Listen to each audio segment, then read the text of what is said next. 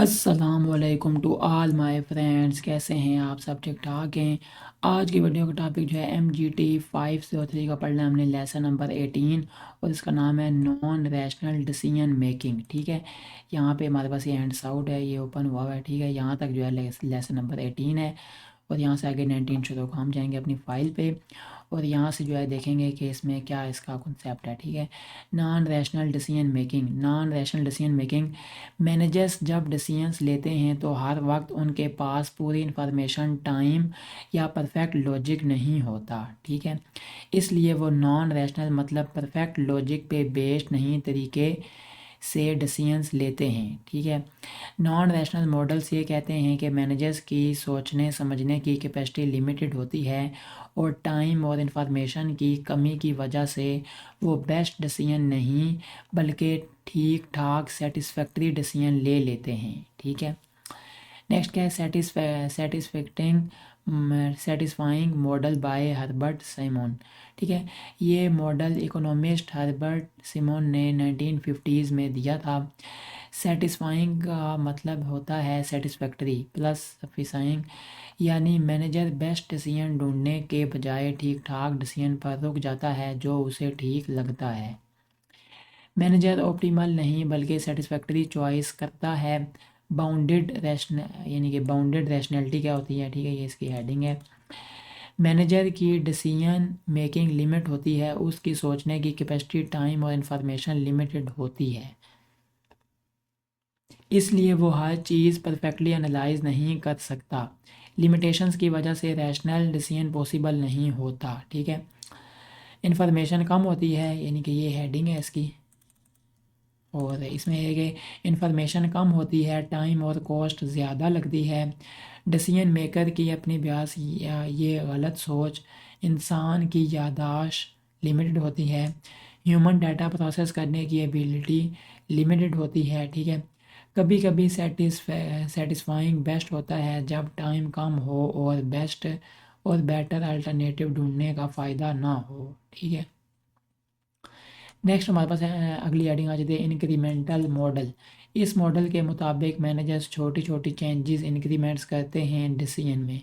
मतलब वो थोड़ा सा स्टेप लेते हैं जो प्रॉब्लम को थोड़ा काम करे। ठीक है, थोड़ा कम करे, यानी वो स्टेप लेते हैं जो प्रॉब्लम को थोड़ा कम करे, पूरा सॉल्व नहीं करते। इस तरह उनको ज़्यादा इन्फॉर्मेशन प्रोसेस नहीं करनी पड़ती। शॉर्ट टर्म में इफ़ेक्टिव होता है लेकिन लॉन्ग टर्म में वीक होता है। नेक्स्ट क्या है? गार्बेज कैन मॉडल, यानी कि इस मॉडल के मुताबिक मैनेजर्स रैंडम तरीके से डिसीजन लेते हैं बिना प्रॉपर प्लान के। ठीक है, ये mostly non programmed unexpected situations में होता है। डिसीजन किस पे डिपेंड करता है, यानी कि कौन लोग इन्वॉल्व हैं, उनके इंटरेस्ट क्या हैं, क्या अपॉर्चुनिटी मिल गई उस वक्त। ठीक है, इस तरह का मॉडल तब होता है जब ऑर्गेनाइजेशन में प्रॉपर स्ट्रेटजी ना हो और ये प्रॉब्लम्स क्रिएट करता है। ग्रुप डिसीजन मेकिंग, यानी कि ऑर्गेनाइजेशंस में अक्सर डिसीजंस ग्रुप टीम मिल के लेते हैं। ठीक है, इसके एडवांटेजेस और डिसएडवांटेजेस दोनों हैं। यानी इसके एडवांटेजेस क्या हैं?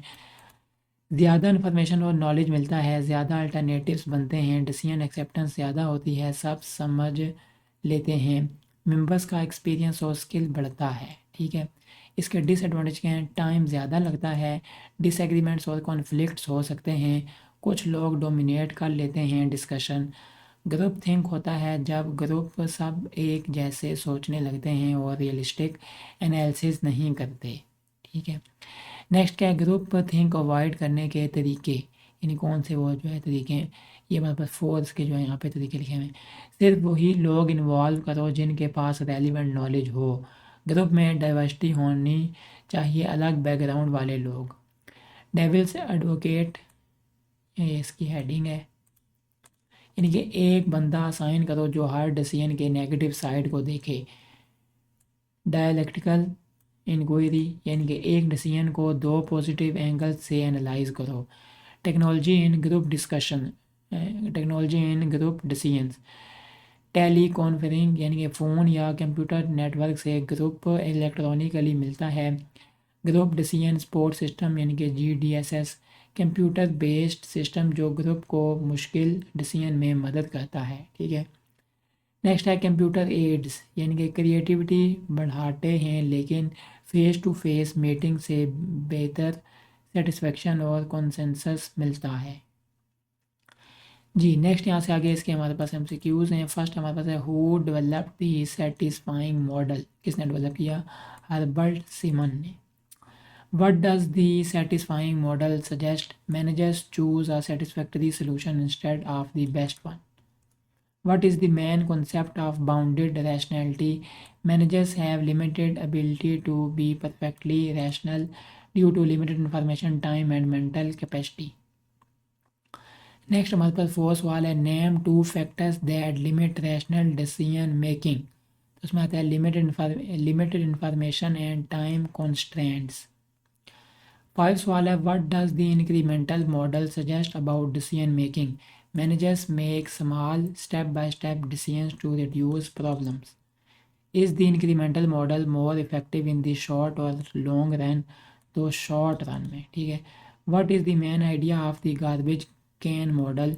Decisions are made randomly based on available people, their interests and opportunities. What can the garbage can model lead to? Serve organizational problems due to lack of strategy. What is one advantage of group decision making? Groups bring more diverse information and knowledge. 10 सवाल है what is one disadvantage of group decision making? It is more time consuming, बहुत ही जो है time लेता है। What is group think? The tendency of group members to agree without realistically analysing the situation.